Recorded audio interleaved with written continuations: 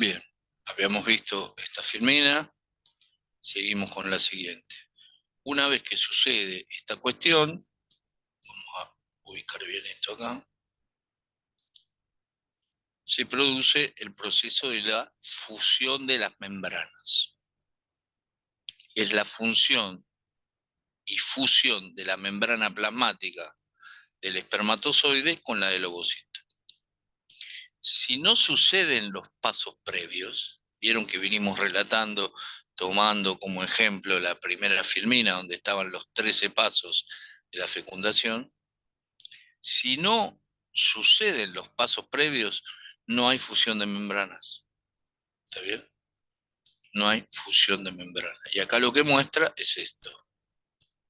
Cómo se va dando esta zona de contacto con la membrana pelúcida, el espacio de fertilización y la zona de contacto. Ahí empieza la zona de contacto y pasa a todo este escenario que es la zona de fusión. ¿Fusión de qué? De membranas.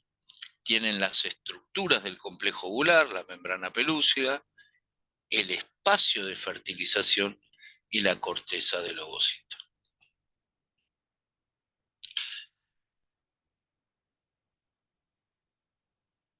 Una vez generada esta fusión de membranas, se produce la activación del ovocito. ¿Está bien? La activación del ovocito.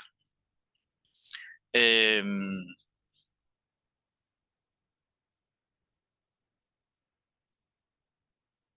significa que se activa el ovocito? Hay un proceso molecular que sucede en el contacto entre el espermatozoide y el ovocito,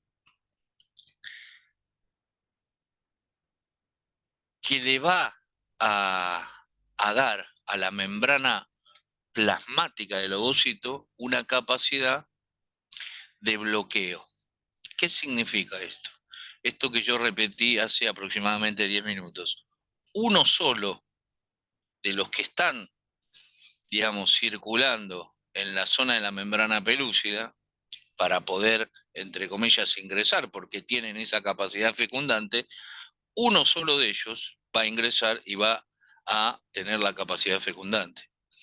Una vez producida esta activación de membranas, el ovocito se activa y la membrana plasmática, ¿qué hace? ¿Qué hace?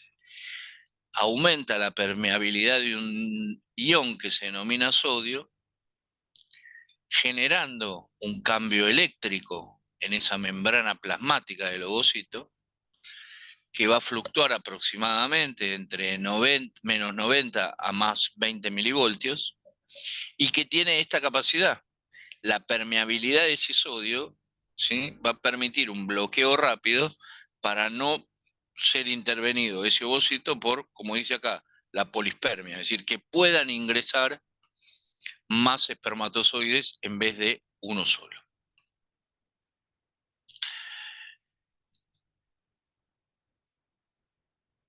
También asociada a esta activación del ovocito, que reconoce una sola célula masculina, viene lo que se denomina el bloqueo tardío de la polispermia. El bloqueo tardío de la polispermia.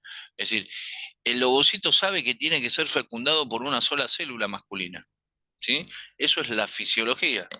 Eso es, entre comillas, la capacidad fecundante reproductiva entre el género masculino y el género femenino.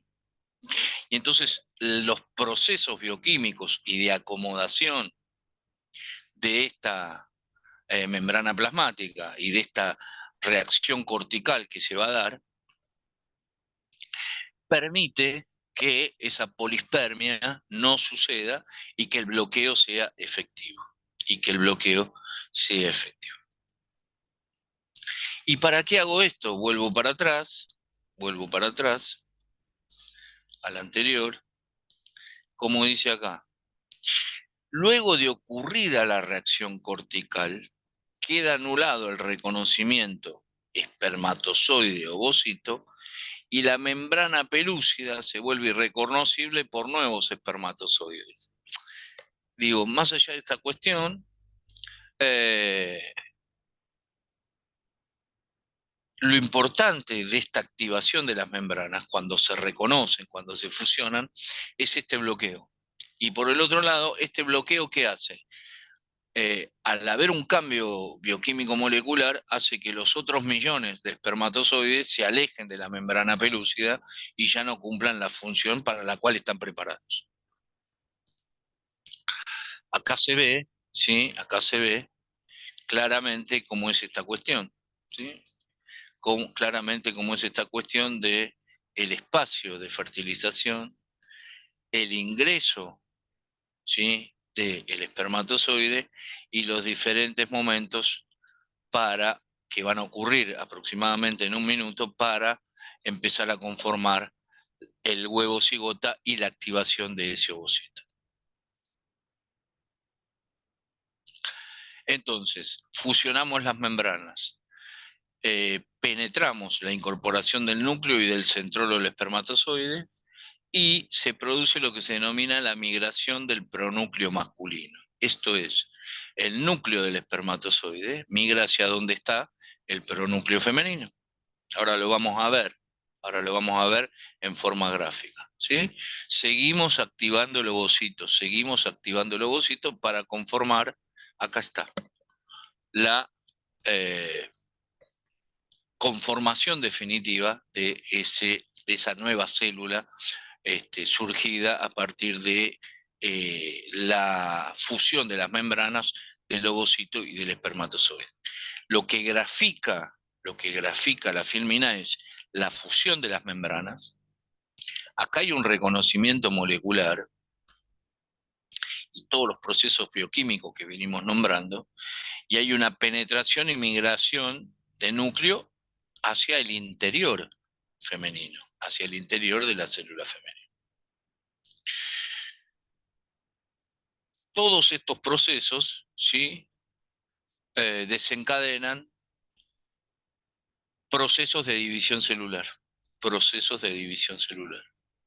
ya sea en el ovocito tipo 2, ya sea en el espermatozoide. ¿Voy camino a qué? Voy camino a la activación de ese monocito, ¿sí? ¿Para qué? Para producir en forma definitiva la fecundación. En esta gráfica que presento, se sintetiza con algunas flechas todo esto que vinimos diciendo desde hace 5 filminas atrás. A partir de la fusión de las membranas del ovocito y el espermatozoide, los fenómenos moleculares que suceden.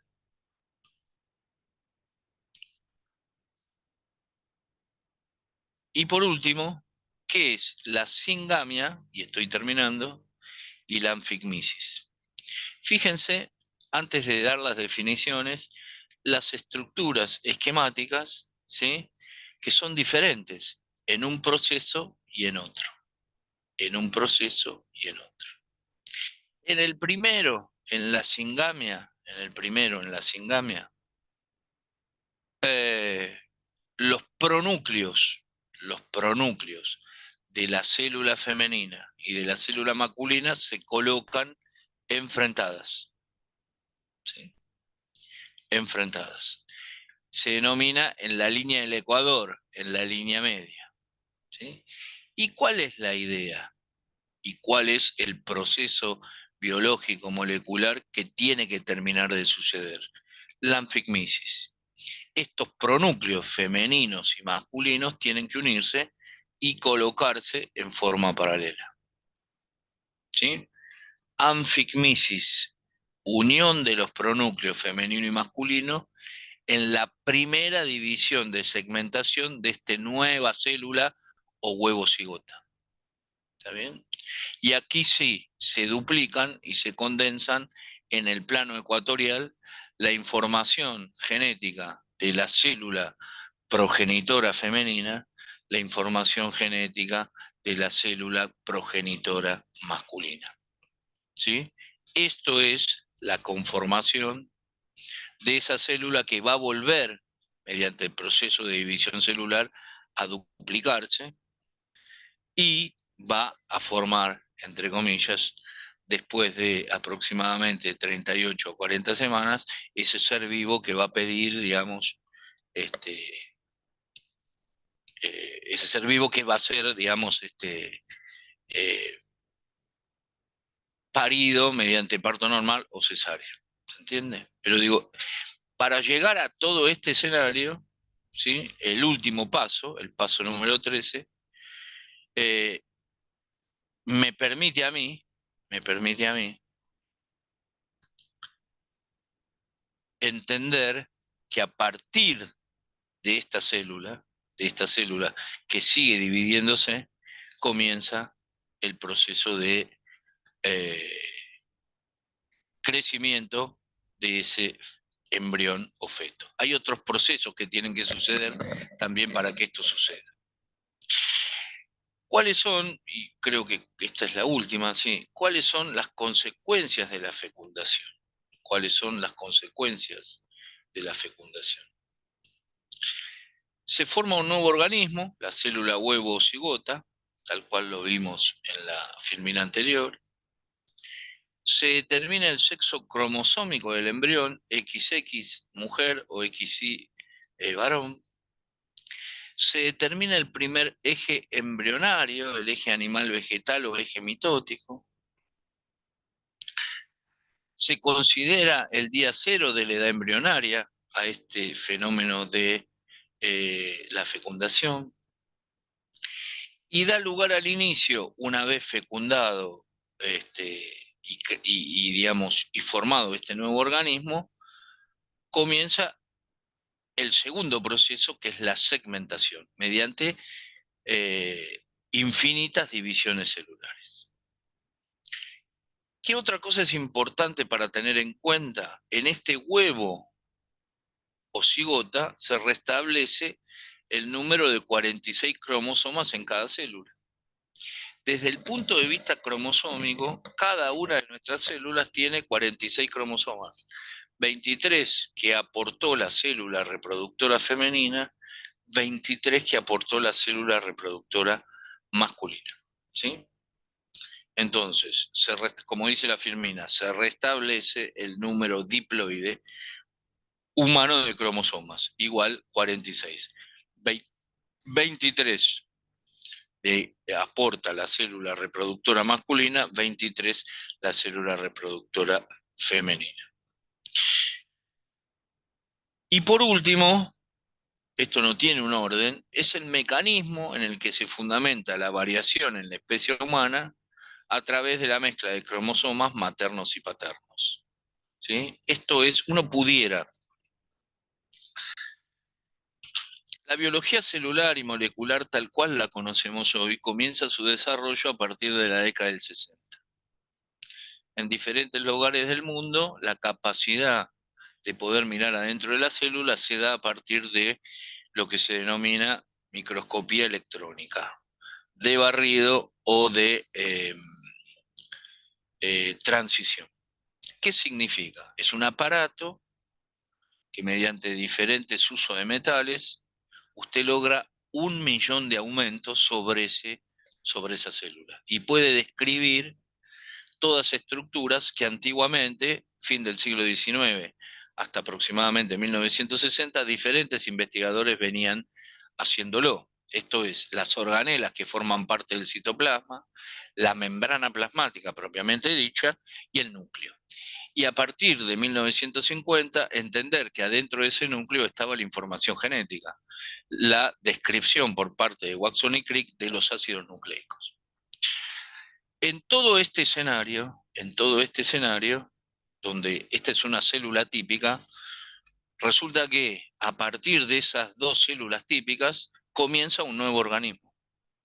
¿Sí? Por eso dice, es el mecanismo en el cual se fundamenta la variación en la especie humana a través de la mezcla de los cromosomas maternos y paternos. Todo lo demás tiene que ver con los procesos que venimos viendo, los 13 pasos para decir verdaderamente ha ocurrido la fecundación y comienza el escenario de la segmentación y de diferentes divisiones celulares hasta la conformación definitiva de ese feto en 38 o 40 semanas. Y la otra cosa que es importante es el día cero de la edad embrionaria, el día de la fecundación, ¿sí? El día de la fecundación.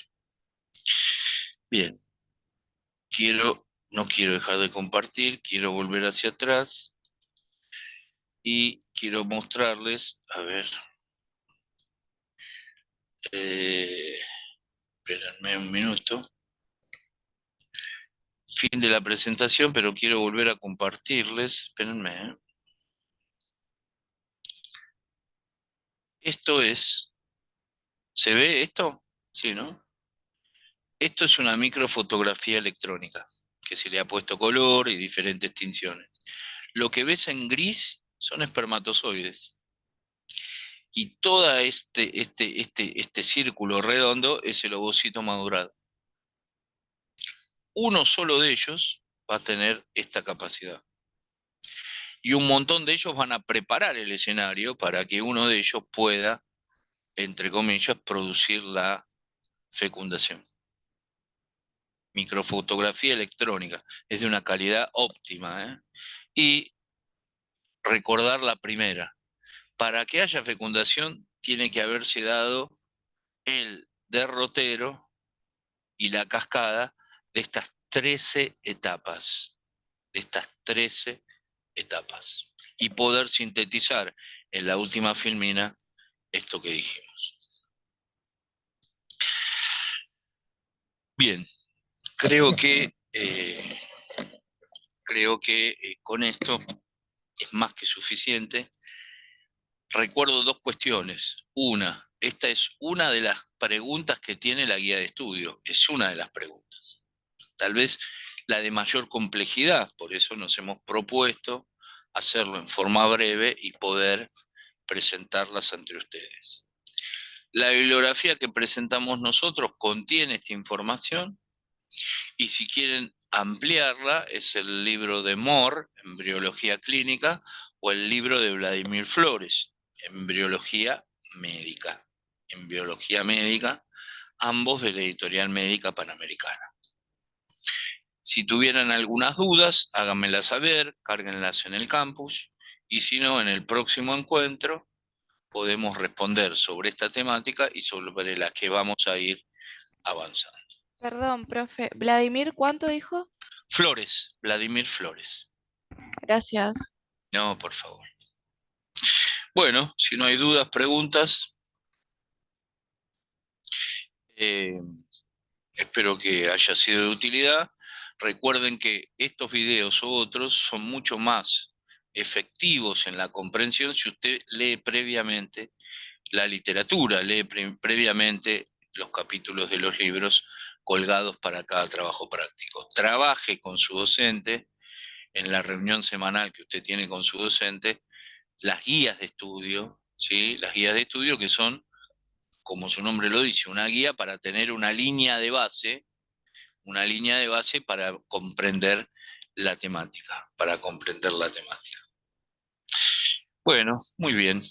Buenas noches y muchas gracias a aquellos que se han comunicado y conectado.